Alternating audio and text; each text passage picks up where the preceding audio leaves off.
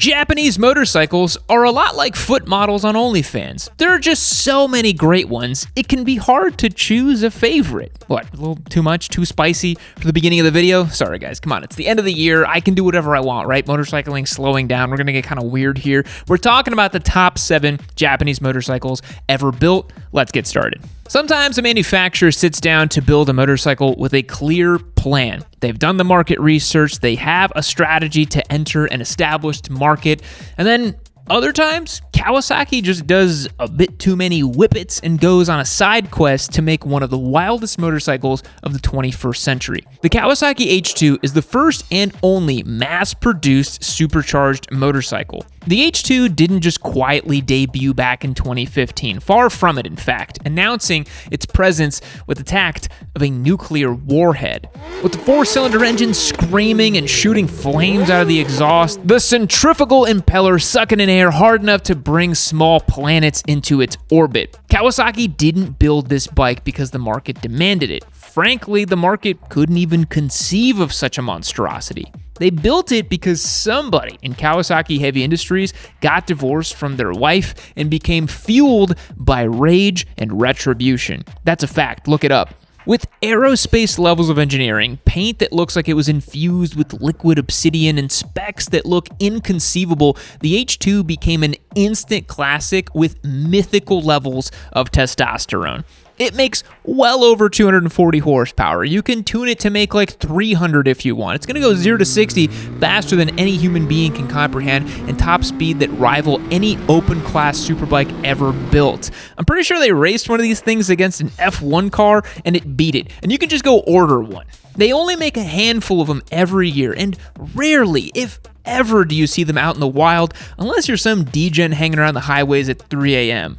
The H2 is Japanese engineering with the safety switch switched off. Instead of a 650 class bike that doesn't suck, they put their efforts towards making a supercharged sport bike of epic proportions. And if that isn't epic and goated and top 10 material, I don't know what is. Next up, we have the Honda Goldwing, because sometimes flying business class is not luxurious enough of a way to accomplish interstate travel. The Goldwing doesn't just define high-end motorcycle touring, it invented it. In a world where motorcycles were loud, cantankerous, and rough around the edges, Honda said, what if we build a motorcycle so smooth it was like riding on a magic carpet with a CB radio? It was first introduced in the 1970s as a big flat 4 standard bike and eventually evolved into the modern flat 6 superpower spaceship we know today. The Goldwing became the bike you can ride across the entire continent without skipping a beat. It makes power like a car engine, offers the freedom of a motorcycle, and has the storage capacity of a small New York studio apartment. It didn't rattle and shake like an American touring machine, and it definitely didn't break down or leak oil like they did either. The Goldwing is, somewhat ironically, the most American motorcycle ever built. It was Honda saying, we know what American riders need more than they know themselves. And it became a figurehead of the motorcycling world. It was a symbol of long-distance touring excellence, an aspirational motorcycle for countless middle-aged dads over the last 50 years. Goldwing owners don't measure their rides by miles, but by state lines crossed. Just like many of the men who own them, the Goldwing has only gotten better with age, baby. It is the touring motorcycle perfected, and certainly one of the most iconic Japanese machines ever built in America too. Now we have to talk about a collection of motorcycles so good that Suzuki just gave up trying to improve them about 10 years ago.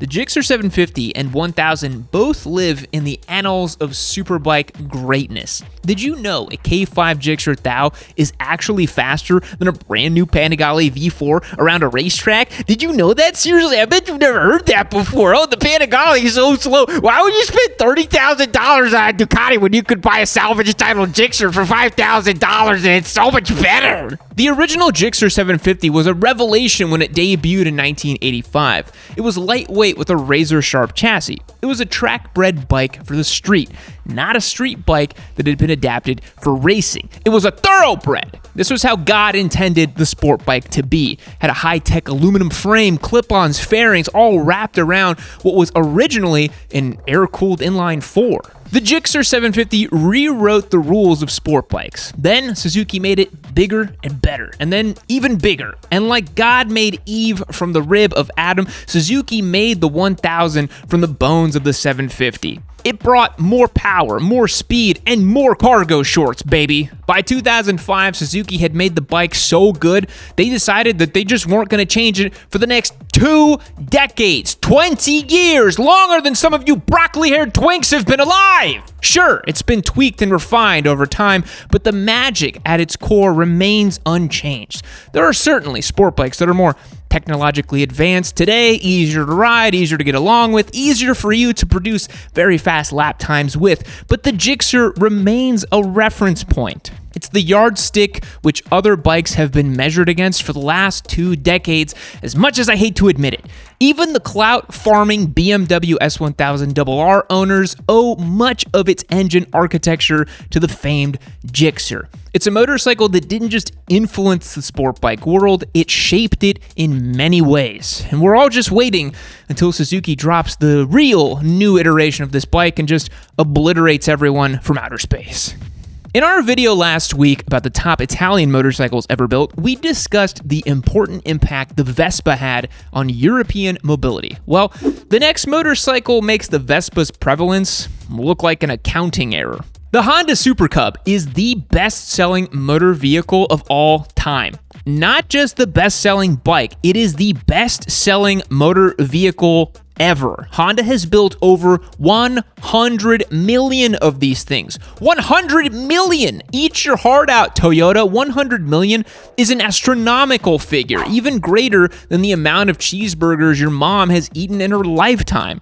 Why has Honda sold so many of these things? Well, that's because they just cracked the code. They built something affordable, unintimidating, and reliable. It is a bike that anybody can ride. Put gas in it, change the oil once every 50,000 miles, and it will take you wherever you want to go without question. The Cub was the subject of Honda's ad campaign in the 60s, claiming you meet the nicest people on a Honda. And it worked. It rewired how Americans viewed motorcycles. The Super Cub wasn't a machine for rebels or daredevils, it was transportation. An appliance, really. It got people to work, to school, across town or across countries, probably all on the factory oil too, from the factory. The Super Cub isn't particularly glamorous, but its story is important. It put the world onto 2 wheels, and the entire globe would look a whole heck of a lot different if Honda had not blessed us with this machine many decades ago. I bet you someone out there has mapped out the economic impact that the Super Cub had specifically in Southeast Asia. I bet you that the GDP would probably be about 10 to 15% smaller if the Super Cub had never existed. We put people on 2 wheels, baby. If you've been thinking about becoming a member on YamiNoob.co, now is the best time to do it. We've started new Discord-only micro giveaways. Every other week, I'm going to be giving away to someone on Discord some tires, gloves, helmets, jackets, boots, anything I can think of that would help them on their motorcycle ride. If you're interested in winning consistent fun prizes, head over to YamiNoob.co and become a member today. Of course, the best prize of all is winning a giveaway motorcycle. December 26th is the very last day you have to get in to win this bike. So head over to the website, become a member, and join and have some fun on the server. Now let's get back to the show. Few motorcycles have yeeted as many squids and made as many babies cry as the Suzuki Hayabusa. It is a motorcycle that won the speed wars so decisively, the enemy surrendered and banned top speed testing forever. That's back when Suzuki did Chad. You know what I'm saying? In the late 90s, manufacturers were locked in a top speed arms race. The Honda Blackbird was once king, then Suzuki showed up with a bird of prey that eats blackbirds for breakfast. Things were so simple, so pure, easy to understand. But nowadays, you have to identify your pronouns in the settings on your TFT dash before your quick shifter is going to work. Look how far we've fallen. The first gen Busa hit 194 miles per hour right out of the box. No traction control, no IMU, no safety net, and if I remember correctly, no ABS. Just huge, giant testicles. Some describe the Hayabusa as being an ugly motorcycle. Those people would be called morons. A smart person would say it is aerodynamically deliberate and purposeful. It's round like a soda bottle and slippery like an eel for maximum top speed, and it was meant to look unlike any other bike on the road. The Hayabusa doesn't look the way it does by accident. The laws of physics demanded it.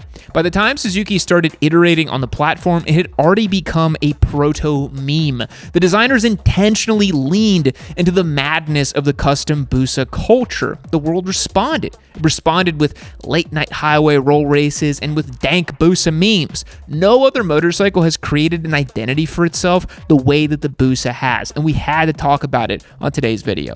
The Honda Fireblade changed what was expected of sport bikes when it launched in 1992. Before the Blade, sport bikes were powerful, of course, but power was the main fixation, and handling kind of an afterthought. These bikes were really bulky and lacking in precision. They cut through a corner with the brute force of a meat cleaver, not the calculated finesse of a scalpel. But the Fireblade changed that, because Honda decided to put superbike levels of power in a 600-sized chassis. Kind of started that whole meme of like, oh, it's as big of a 600, but it has the power of a 1000. That all started back then. They shaved off weight wherever possible, even if it was just a few grams at a time. The frame was a work of Honda black magic, and the result was a 900cc motorcycle that handled better than bikes with 2/3 the power. It was the first Honda superbike to carry the RR suffix, and it became one of the most desirable sport bikes in the entire world. The Fireblade didn't just change the direction of sport bikes, it influenced an entire philosophy of design. This really was a game-changing bike. Every modern sport bike can trace its lineage back to this moment. Power to weight became the gospel. A bike needed power, of course, but it also had to be light on its feet and compliant in the hands of its operator. Every manufacturer had to contend with the Blade or be forgotten.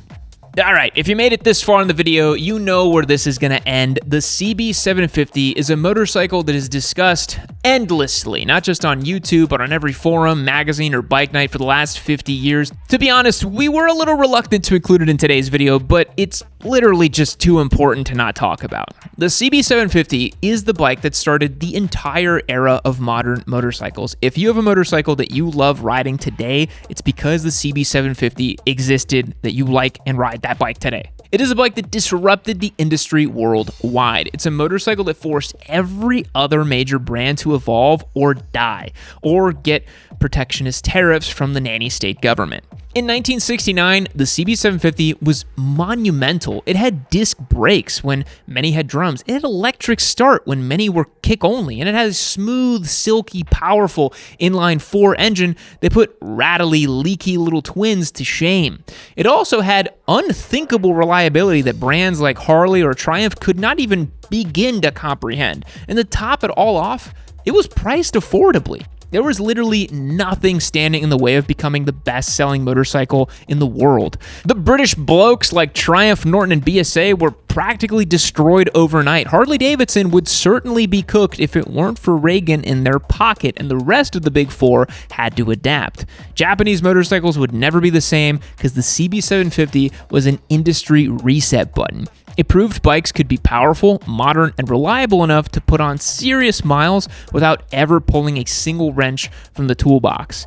It created the UJM, or Universal Japanese Motorcycles, an air-cooled inline-4 engine, standard ergonomics, precise engineering. Kawasaki, Suzuki, and Yamaha, they all followed suit because they had to. Almost every motorcycle you see today owes something to the CB750. It really is that important. All right, look, there's so many good Japanese bikes. It was pretty hard narrowing it down to just 7, but it's gotta be 7. You know, that's our brand. We do 7, sometimes 9. Very rarely we do 10, but those are pretty rare. But here are some bonus bikes, some honorary mentions that really deserve a shout out. I think the R6 and R1 are up there as some of the best Japanese sport bikes ever made. We gotta talk about them. The R6 was the 600 for most of the 21st century. It has a very rabid fan base if the online comments are to be believed. Crazy high red line, razor sharp handling, more race wins than any other 600 before, and then the R1 has been an industry frontrunner in its own right. The crossplane inline 4 just sounds sick. The Delta Box frame, Yamaha pioneered a lot of tech with their R bikes too, including everything from ride-by-wire throttles and IMU-controlled safety systems. Stuff that, honestly, we all think is normal now, but Yamaha pioneered it. The MT-07 could probably have a spot on this list too today, carrying the torch for affordable, approachable, fun bikes in the last decade.